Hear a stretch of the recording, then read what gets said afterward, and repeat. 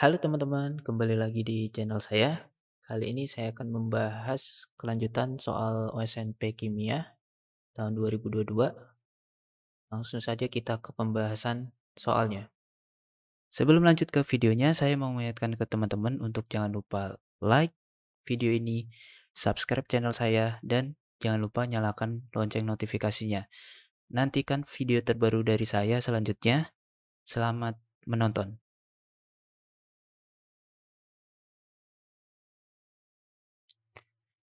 Soal yang ketiga. Berikut merupakan spektrum HNMR dari glisidil benzil ether. Nah, kita dikasih struktur glisidil benzil ether seperti ini dan dikasih spektrum HNMR-nya. Sesuaikan puncak dengan huruf yang tepat. Jawaban benar bisa lebih dari satu. Nah, kalau teman-teman lihat dari data geseran kimia yang nanti bakalan dikasih,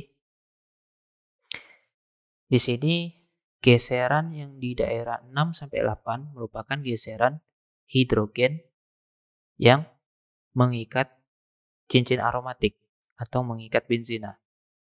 Maka sinyal yang ada di huruf G ini pasti untuk hidrogen yang ada di benzina, yaitu hidrogen di nomor 1. Maka jawaban puncak hidrogen nomor 1 adalah yang G. Kemudian kalau teman-teman hitung perbandingan integrasinya dari ke-6 signal ini, teman-teman bisa tentukan perbandingan ketinggiannya dari integrasi ini.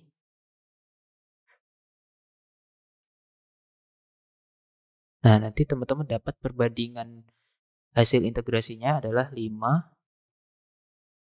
2, 1, 1, 1,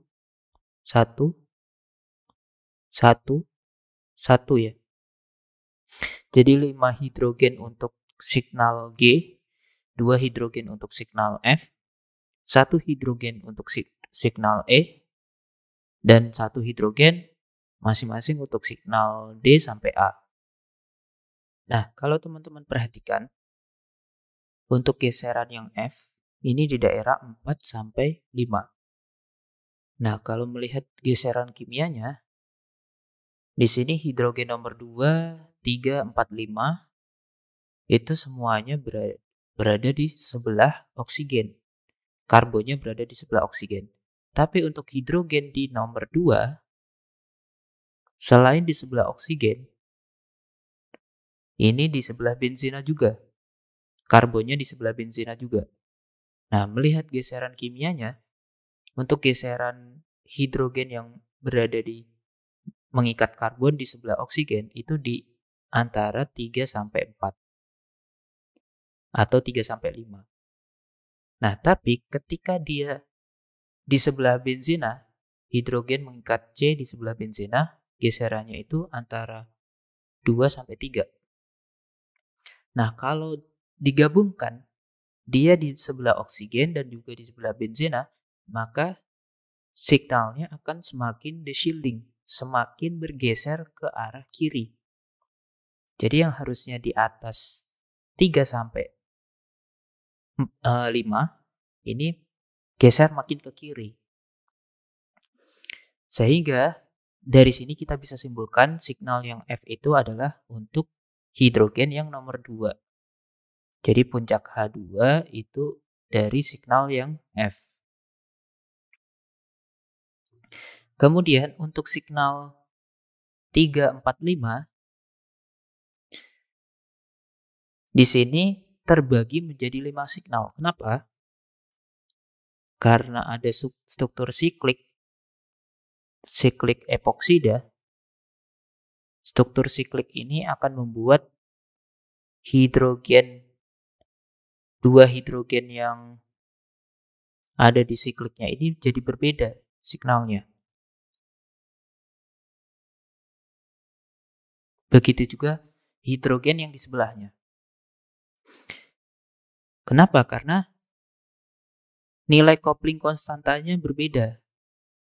Jadi misalkan hidrogen ini, hidrogen A, kena coupling dari hidrogen sebelahnya. Hidrogen yang B, hidrogen B sama A ini sama-sama di atas. Nilai coupling konstantanya akan berbeda dengan hidrogen yang C ini. Karena A dan C ini, yang A di atas, C di bawah. Nilai coupling konstantanya akan berbeda. Maka hidrogen B dan C ini akan keluar sebagai dua signal yang berbeda. Sebagai dua jenis hidrogen yang berbeda. Begitu juga hidrogen yang D sama yang E. Dua hidrogen ini akan keluar pada dua signal yang berbeda juga. Karena hidrogen D ini sama-sama di atas dengan hidrogen A, hidrogen E di bawah ya, trans terhadap hidrogen A. Pasti nilai coupling konstantanya berbeda. Makanya nanti akan keluar 5 signal dari 5 macam hidrogen ini. Hidrogen A, B, C, D, E. Nah, kalau kita analisis, di sini ada dua signal yang paling rendah. Ada hidrogen A sama B ini signalnya mirip. D sama E signalnya juga mirip. Bentuk signalnya. Harusnya hidrogen A dan B ini hidrogen yang di C yang sama. Begitu juga D dan E, hidrogen di C yang sama. Nah, ada satu signal yang berbeda sendiri yaitu C. Nah, harusnya C ini dari hidrogen yang A yang tidak memiliki pasangan di C-nya ya. Karena dia sendirian di C yang ini. Nah, berarti harusnya C ini signal dari hidrogen yang A. Nah, maka hidrogen nomor 4 di C nomor 4, kalau teman-teman lihat lagi gambar glisidil benzil ether di soalnya, di karbon nomor 4, ini hidrogennya memiliki signal yang C. Sehingga puncak H4 jawabannya yang C. Nah, sekarang tinggal hidrogen di karbon 3 dan 5. Kalau melihat geseran hidrogen nomor 4 di C nomor 4, ini geserannya agak lebih rendah daripada D dan E. Berarti hidrogen yang berada di siklik epoksida itu akan memiliki geseran lebih rendah daripada hidrogen yang tidak berada di siklik.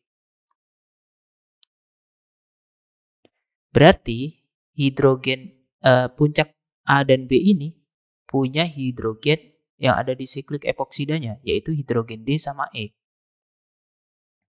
Atau hidrogen yang ada di karbon nomor 5. Maka jawabannya puncak H5 dimiliki oleh puncak A dan B, hidrogen di karbon nomor 3 menghasilkan signal D dan E. Nah, itu jawaban untuk soal yang pertama. Sebenarnya saya sebelumnya telah melakukan analisis, mencari data-data yang dapat menunjang pembahasan ini. Saya sempat cari soalnya di internet dan saya menemukan soal ini tuh ada soal yang sama persis di internet dari suatu paper. Dan di paper tersebut dikasihlah data spektrum yang lebih jelasnya. Gambarnya seperti ini. Gambar yang di kanan ini gambar spektrum yang lebih jelas untuk signal yang A itu yang 2,6, signal yang B itu yang 2,8, signal yang C 3,2, signal yang D 3,4, E 3,7 dan F 4,6. Dan setelah saya cari nilai data konstanta coupling, saya dapat kesimpulan seperti ini.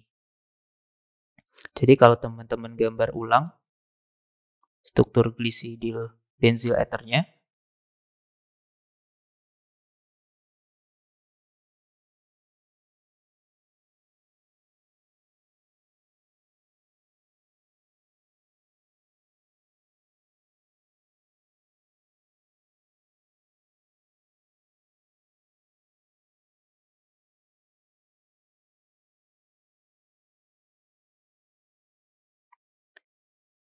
Teman-teman bisa lihat di sini, untuk geseran yang F ini aslinya geseran yang F itu kelihatannya seperti kuartet.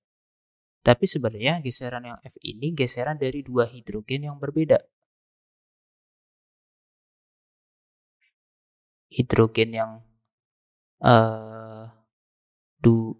2A ini sama 2B. 2A sama 2B ini hidrogen yang berbeda. Kenapa? Karena ada stereospesifik dari siklik epoksidanya.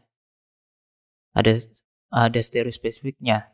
Jadi hidrogen yang ke depan sama ke belakang ini berbeda. Keduanya akan menghasilkan signal duplet dengan nilai kopling konstantanya 12. Nah, sesuai data yang saya ambil dari buku Claydon, nilai kopling konstanta untuk hidrogen geminal, ini istilahnya hidrogen geminal, hidrogen yang mengikat C yang sama, itu nilai kopling konstantanya sekitar 10-16. Nah, teman-teman bisa lihat di sini, kopling konstanta dari kedua hidrogen ini adalah 12. Cara menghitung kopling konstanta gimana? Tinggal hitung selisih jarak kedua puncak ini. Jaraknya 12 Hz. Nah, hidrogen geminal itu kopling konstantanya 12 Hz. Maka 4 signal ini dihasilkan dari 2 hidrogen. Masing-masing multiplisitasnya doublet dengan kopling konstantanya 12.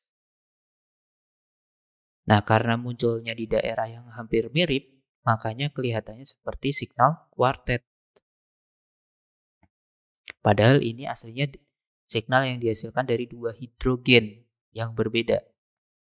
2 hidrogen geminal.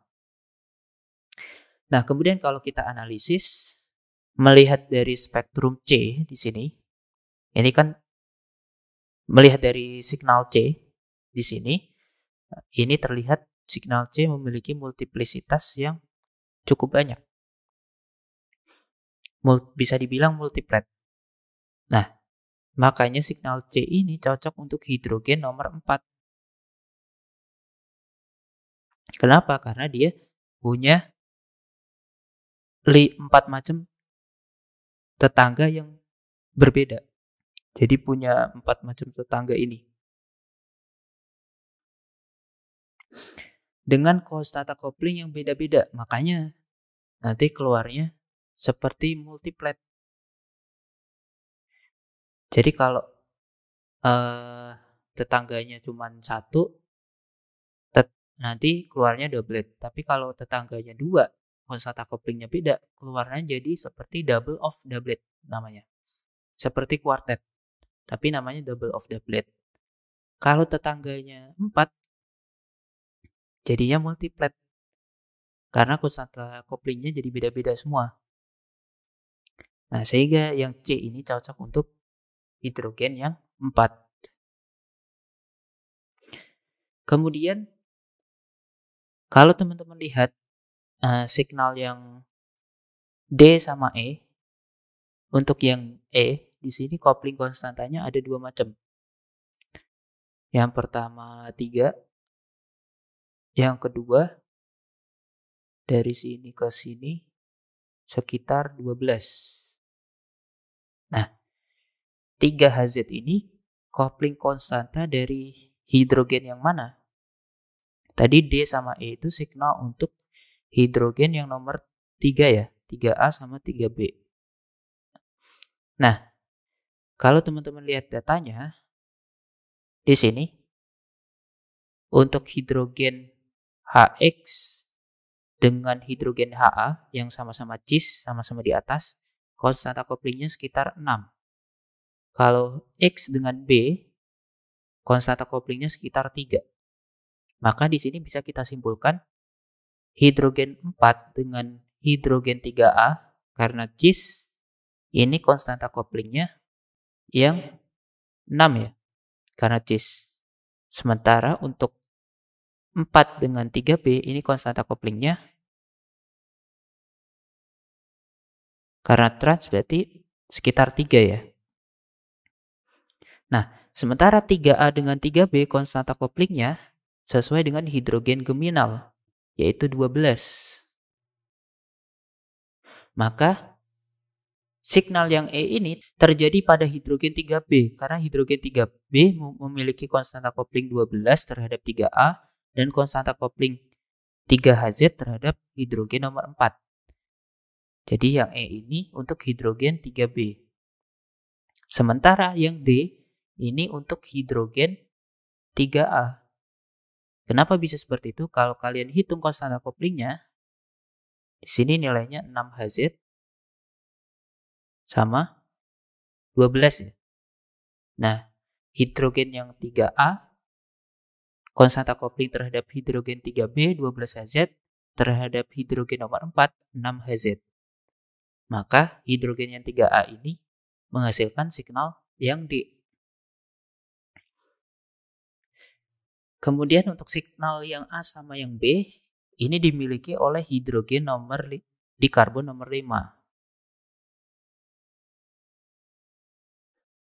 Untuk hidrogen 5A dan 5B ini, teman-teman bisa lihat data konstanta kopling yang saya kasih di sini. Untuk hidrogen geminal di cincin epoksida, konstanta koplingnya 6Hz. Jadi antara hidrogen 5A dengan 5B ini memiliki konstanta kopling 6Hz.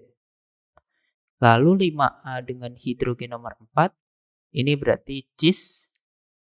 Nah, untuk hidrogen cis konstanta koplingnya 4Hz. Sementara 5B sama 5B sama hidrogen nomor 4 ini konstanta koplingnya 2,5Hz.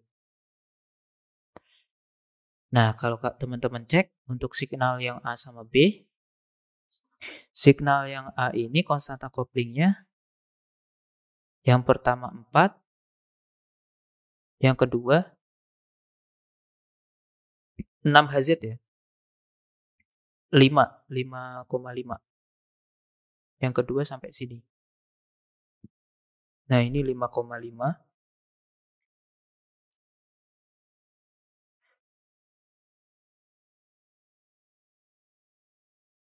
Kemudian yang B, ini yang pertama di sini, ini 3Hz, sekitar 3Hz atau 2,5.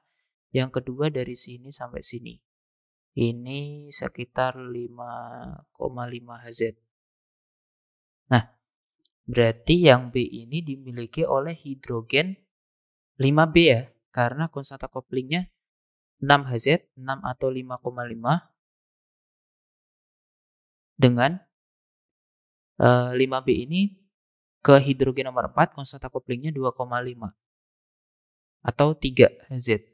Maka yang B ini signal dari hidrogen 5B, sementara hidrogen yang 5A konstanta kopling terhadap hidrogen 5B 6Hz atau 5,5Hz, konstanta kopling terhadap hidrogen nomor 4 adalah 4Hz.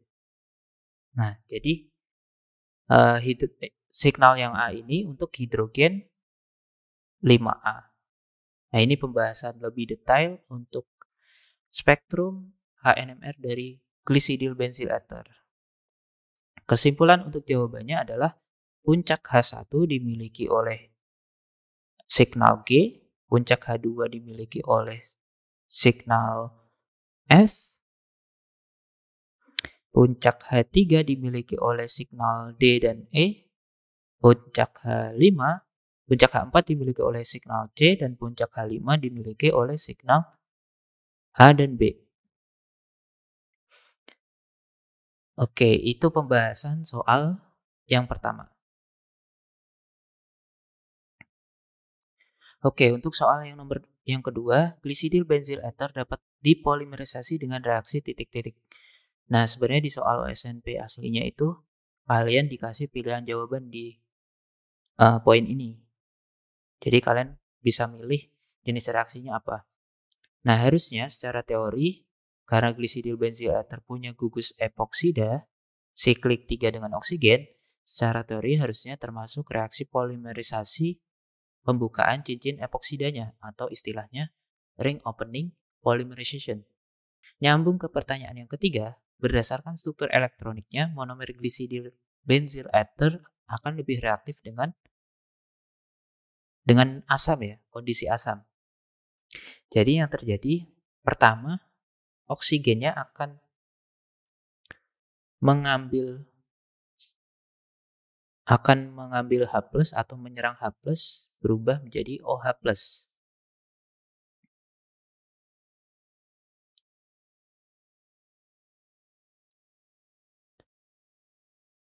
Nah, di sini benzena aku singkat sebagai PH. Nah, setelah jadi OH+, yang putus adalah ikatan yang kiri. Ikatan ke C yang kiri. Bukan yang kanan. Kenapa? Supaya terbentuk karbokation sekunder. Karena karbokation sekunder lebih stabil daripada karbokation primer. Sehingga yang terbuka adalah ikatan yang kiri. Nah, setelah itu, senyawa glisidil benzyl ether yang lain akan menyerang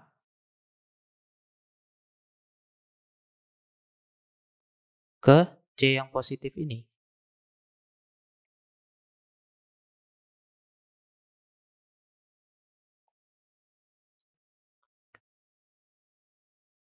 Nah, setelah menyerang, nanti O-nya jadi positif.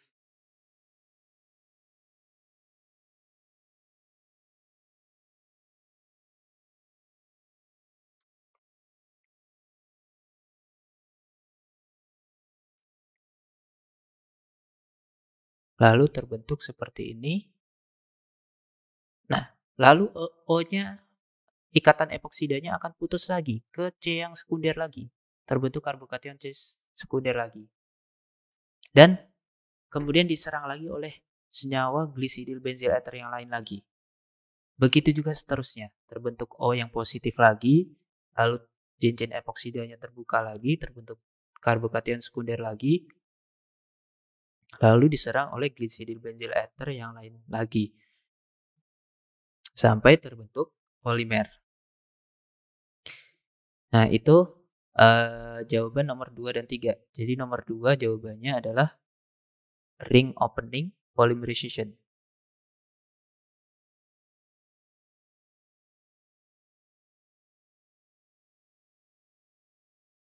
Atau reaksi polimerisasi pembukaan cincin.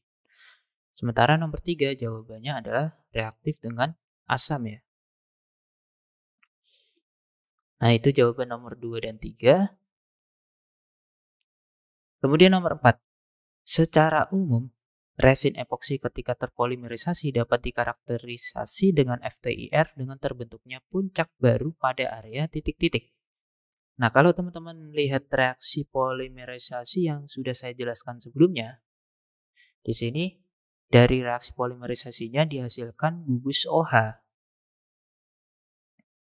Di mana di dalam IR, spektrum IR, OH itu akan keluar di daerah 3000 sampai 3500. Sehingga jawaban yang nomor 4 adalah terbentuk puncak baru pada area 3000 sampai 3500 cm pangkat min 1. Jadi jawabannya yang A. Nah, itu penjelasan untuk soal yang keempat.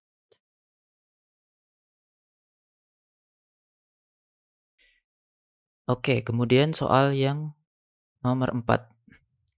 Oksida nitrogen merupakan salah satu jenis polutan udara yang dapat membahayakan kesehatan dan ekosistem karena dapat menyebabkan gangguan pernafasan, hujan asam, efek rumah kaca, dan lain-lain.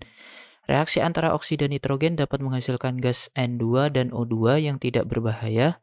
Berikut adalah diagram tingkat energi reaksi beberapa oksida nitrogen, ditunjukkan oleh gambar yang kanan.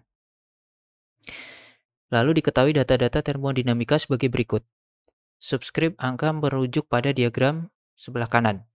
Nilai delta HF dari N2O gas adalah titik-titik kilojoule per mol. Reaksi yang sesuai dengan nilai tersebut ditujukan oleh nomor titik-titik.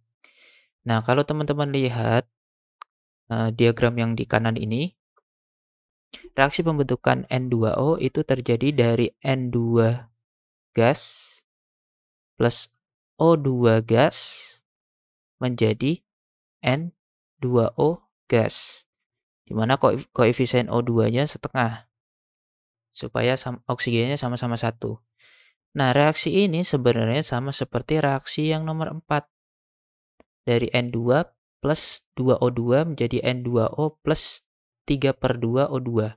O2 yang dipakai di sini cuman setengah saja. Makanya dari 2O2 sisa 3/2 O2. Yang berkurang cuman setengah O2. Jadi reaksinya ditunjukkan oleh reaksi nomor 4. Nah, berapa nilai delta H nomor 4? Delta H4 teman-teman bisa cari dari nilai delta H1 dan nilai delta H5. Karena di soal diketahui nilai delta H1 dan delta H5. Nah, sesuai hukum Hess, reaksi dari titik A ke B senilai dengan delta H4, ini nilainya sama juga dengan nilai delta H1 ditambah delta H5. Karena jalurnya sama-sama mulai dari titik A sampai ke titik B. Jadi delta H4 sama dengan delta H1 plus delta H5. Maka nilainya sama dengan 182,6 plus minus 101. 182,6 dikurang 101. Hasilnya 81,6. 81,6 kilojoule per mol. Maka jawaban soal nomor 1, nilai delta HF-nya 81,6, reaksinya ditunjukkan oleh reaksi nomor 4. Nah, itu soal yang ke-1. Selanjutnya soal yang kedua, salah satu reaksi antara oksida nitrogen yang dapat terjadi adalah N2O plus NO2 menjadi 3/2 N2 plus 3/2 O2. Yang A. Delta H reaksi tersebut adalah, nah, reaksi ini sebenarnya bisa teman-teman peroleh dari penjumlahan. Reaksi yang pertama adalah reaksi kebalikan dari pembentukan N2O. Jadi kebalikan dari pembentukan N2O berarti dari N2O menjadi N2 plus setengah O2. Ini reaksi kebalikan dari reaksi yang kita hitung nilai delta H di soal yang pertama tadi. Nah, kalau di soal pertama, nilai delta H-nya yaitu delta H4, nilainya 81,6. Tapi kalau reaksinya kita balik, nilai delta H jadi berubah tanda. Yang awalnya positif, jadi negatif. Jadi delta H-nya minus dari 81,6. Kemudian reaksi yang kedua apa? Reaksi yang kedua teman-teman bisa dapat dari reaksi pembentukan NO2. Dari N2 plus O2 jadi NO2. Nah, kalau data dari diagram, reaksi pembentukan NO2 itu ditunjukkan dari reaksi nomor 2, di mana NO2-nya sebanyak 2 ya. Oksigen yang dipakai adalah 1 molekul O2. Oksigen yang dipakai, 2 molekul O2 ya. Dari N2 plus 2 O2 menjadi 2 NO2. Nah, ini delta H-nya setara dengan nilai delta H2, yaitu 66,4. Tapi kita pengen reaksi NO2-nya itu di kiri, koefisiennya 1. Maka dari reaksi ini kita balik dan koefisiennya kita bagi 2. Jadinya NO2 menjadi setengah N2 plus 1 O2 gas. Kalau reaksinya kita balik, delta H-nya jadi berubah tanda. Yang awalnya plus jadi minus. Lalu kalau reaksinya kita bagi koefisiennya, kita bagi 2, delta H-nya juga kita bagi 2. Jadinya minus 66,4 per 2. Maka kalau kita jumlahkan reaksi ini, nanti dapatnya N2O gas plus NO2 gas menjadi N2-nya kita tambahin 1 plus setengah jadinya 1,5 atau 3/2 N2, O2-nya setengah plus 1 jadinya sama 3/2 O2. Maka delta H-nya sama dengan min 81,6 dikurang 66,4 bagi 2. Hasilnya min 114,8 kilojoule per mol. Nah, jadi yang A jawabannya min 114,8. Nah, kemudian yang B, delta G reaksi tersebut adalah, nah, nilai delta G-nya bisa kita cari seperti mencari nilai delta H reaksi ini. Yaitu yang pertama, kita harus cari nilai delta G reaksi yang keempat untuk pembentukan N2O, lalu nanti delta G-nya kita balik jadi minus, jadi berubah tanda. Delta G4 berapa nilainya? Delta G4 sama seperti delta H bisa kita cari dari delta G1 minus ditambah delta G5. Delta G1 nilainya 175,2, delta G5 nilainya minus 71,5. Maka delta G4 sama dengan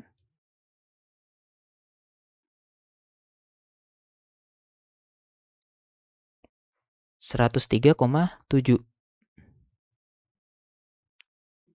kilojoule per mol.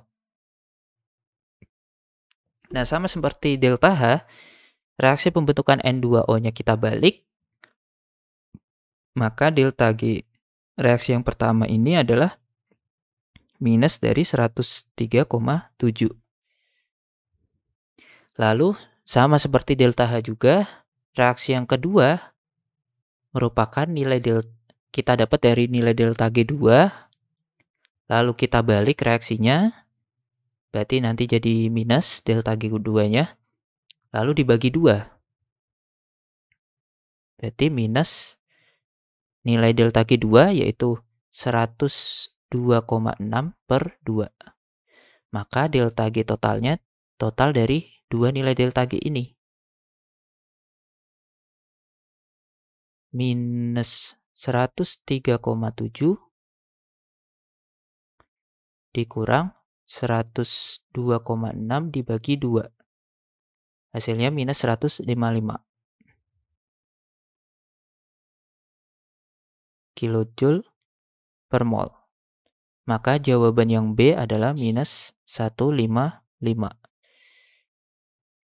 Oke, itu untuk soal yang kedua untuk poin A sama B. Kemudian lanjut untuk poin C. Delta S alam semesta untuk reaksi tersebut adalah titik-titik pada temperatur 25 derajat Celcius. Delta S alam semesta atau delta S total itu sama dengan delta S sistem ditambah delta S lingkungan.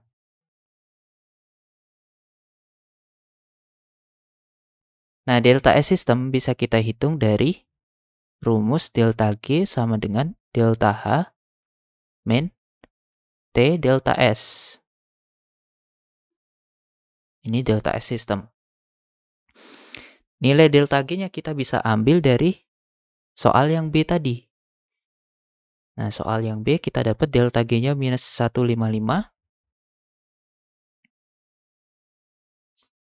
Delta H-nya kita dapat minus 114,8.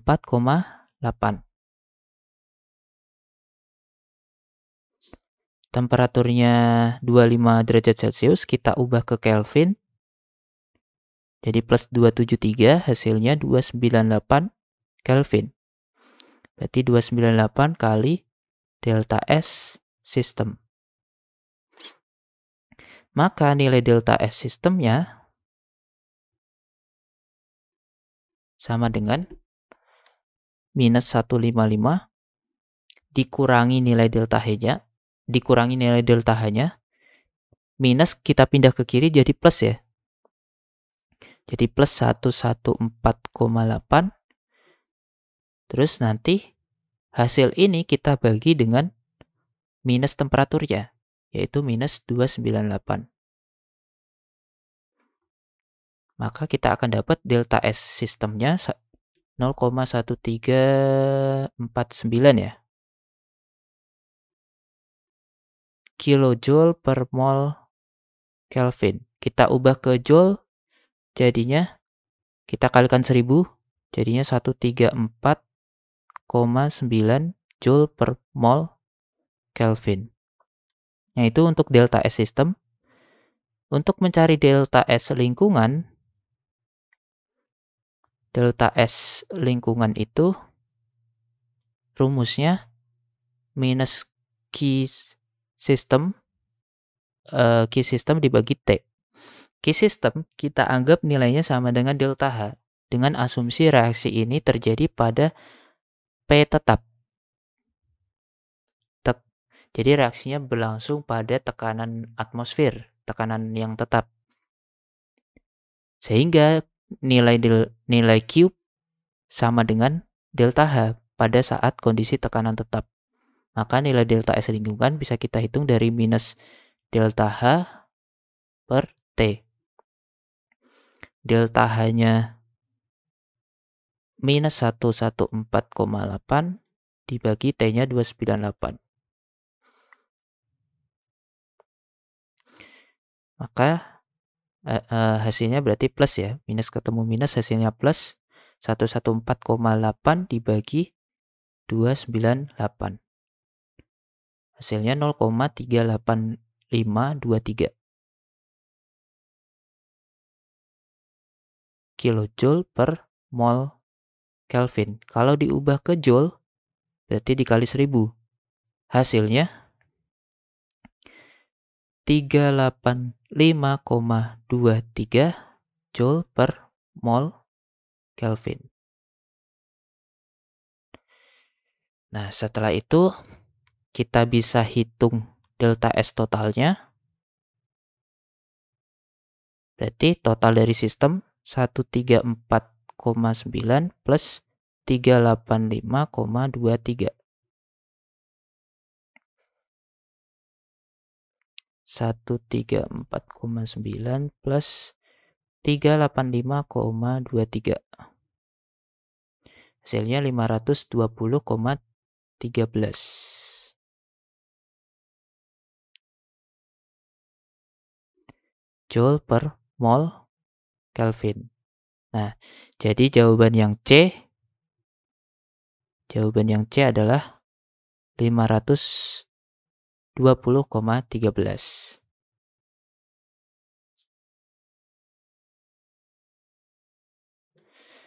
Kemudian untuk yang D, nilai tetapan konstanta kesetimbangan atau K reaksi tersebut pada temperatur 25 derajat Celcius adalah, nah ini bisa kita hitung dari rumus delta G sama dengan min RT ln K.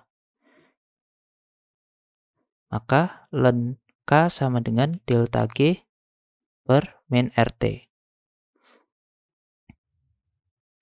Delta G-nya min 155, kita ubah ke joule ya. Jadi dikali 1000 supaya jadi joule delta G-nya.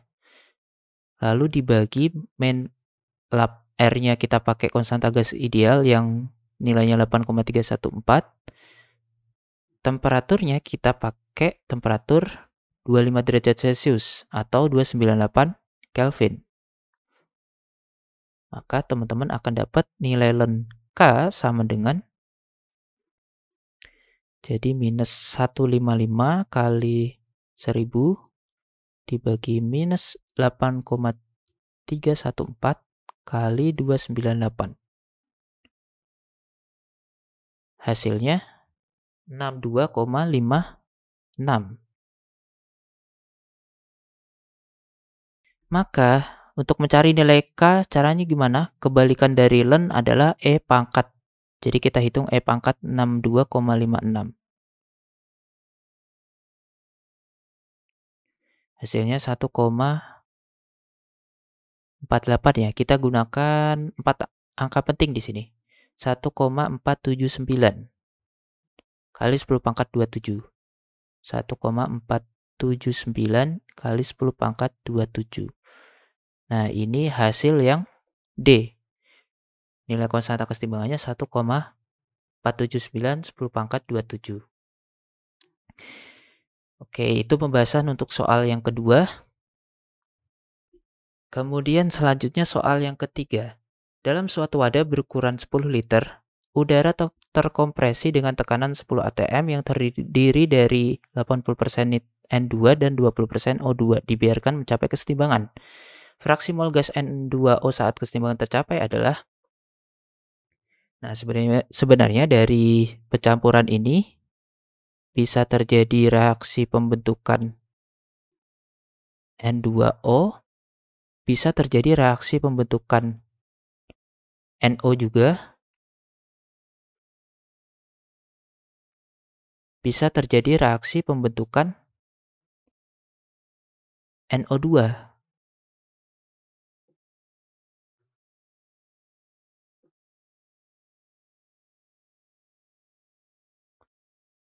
Nah, jadi bisa terjadi 3 reaksi ini aslinya. Tapi teman-teman, kalau teman-teman hitung nilai delta G-nya, delta G reaksi ini sama dengan delta G4. Delta G4 tadi nilainya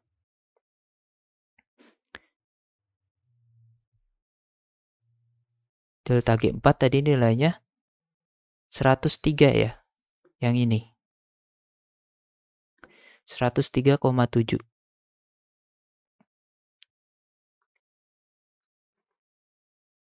kilojoule per mol. Lalu delta G reaksi 1 menjadi NO, ini nilainya 175,2. Delta G reaksi kedua nilainya 102,6. Nah, kalau teman-teman lihat dari nilai delta G, kalau kita hubungkan ke nilai konstanta kesetimbangannya pakai rumus min RT ln K, ketika delta G-nya positif, nilai konstanta kesetimbangannya nanti akan sangat kecil sekali. Maka artinya apa? Kita coba hitung, buktikan untuk delta G4. Dari nilai delta G4, kita coba buktikan hitung konstanta kesetimbangan reaksi ini.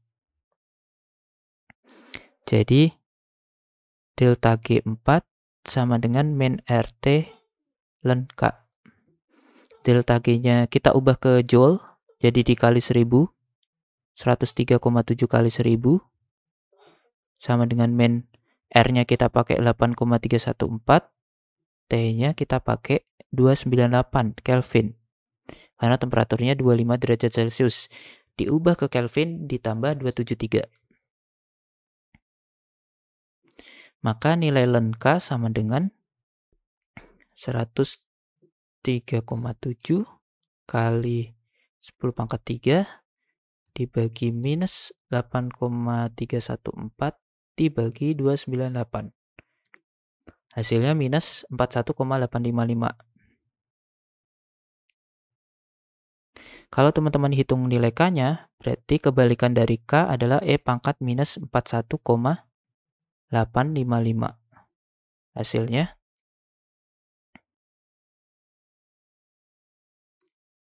E pangkat dari hasil yang tadi 6,64 kali 10 pangkat min 19.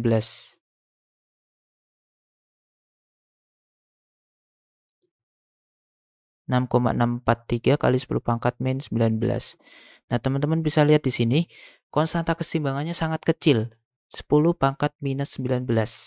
Harusnya untuk reaksi menghasilkan NO dan NO2, ini juga nilai konstanta kesetimbangannya sangat kecil. Artinya apa? Reaksi ini sangat susah sekali terjadi. Atau dengan kata lain, jumlah produk N2O yang dihasilkan itu sangat kecil sekali. Jumlah produk N2O yang dihasilkan itu sangat kecil sekali. Sehingga seolah-olah kita bisa anggap jumlah N2 sama O2 yang bereaksi itu karena sangat kecil, seolah-olah kita anggap jumlah N2 sama O2-nya itu tetap sama dengan kondisi awalnya. Tidak ada yang bereaksi sama sekali, karena yang bereaksi itu sangat kecil sekali pasti. Nah, nilai konstanta kesetimbangan ini karena reaksinya reaksi campuran gas, maka konstanta kesetimbangannya adalah konstanta kesetimbangan Kp. Kalau campurannya campuran aqueous, konstanta kesetimbangannya adalah konstanta kesetimbangan Kc. Jadi, untuk mencari fraksi mol gas N2O, pertama kita harus cari dulu tekanan N2O. Nah, berapa tekanan N2? Tekanan N2 berarti 80% kali 10. Berarti 8 atm. Tekanan O2 adalah 20% kali 10. Tekanan total gasnya adalah 10 atm. Berarti 2 atm. Maka dari persamaan K sama dengan Pn2O pangkat koefisiennya 1 dibagi Pn2 pangkat koefisiennya 1 kali PO2 pangkat koefisiennya setengah. Nah, nilai K-nya 6,643 kali 10 pangkat min 19. PN2O yang dicari, PN28, PO2-nya 2 pangkat setengah. Maka PN2O kita akan dapat, nah, kita hitung di kalkulator, 6,643 kali 10 pangkat min 19 dikali 8 dikali akar dari 2 ya. 2 pangkat setengah itu sama dengan akar dari 2. Nah, hasilnya 7,516 10 pangkat min 18.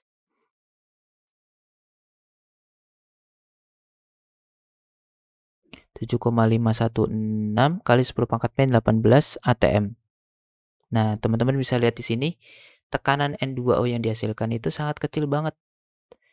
Makanya N2 sama O2 yang bereaksi itu sangat kecil banget. Dari 8 atm, dari 2 atm yang berkurang 10 pangkat minus 8 ini. Ya berarti sama aja seolah-olah karena jumlah yang berkurang sangat kecil dianggap jumlahnya tetap. Nah, karena nilai konstanta kesetimbangan reaksi pembentukan N2O yang delta G-nya positif ini, nilai Kp-nya sangat kecil, maka reaksi pembentukan NO sama NO2 juga nilai Kp-nya sangat kecil. Jumlah NO sama NO2 yang bisa dihasilkan sangat kecil. Jadi bisa kita abaikan terhadap jumlah totalnya. Kita anggap total gasnya cuma dari jumlah N2 sama O2.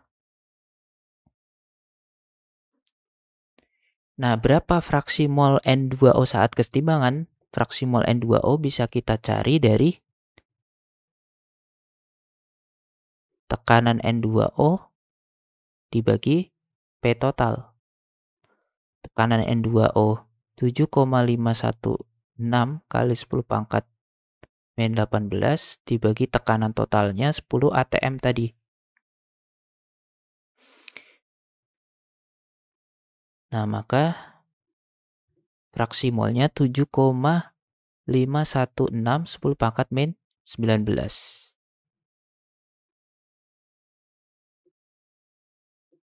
Nah, sehingga jawabannya ini 7,516 kali 10 pangkat min 19.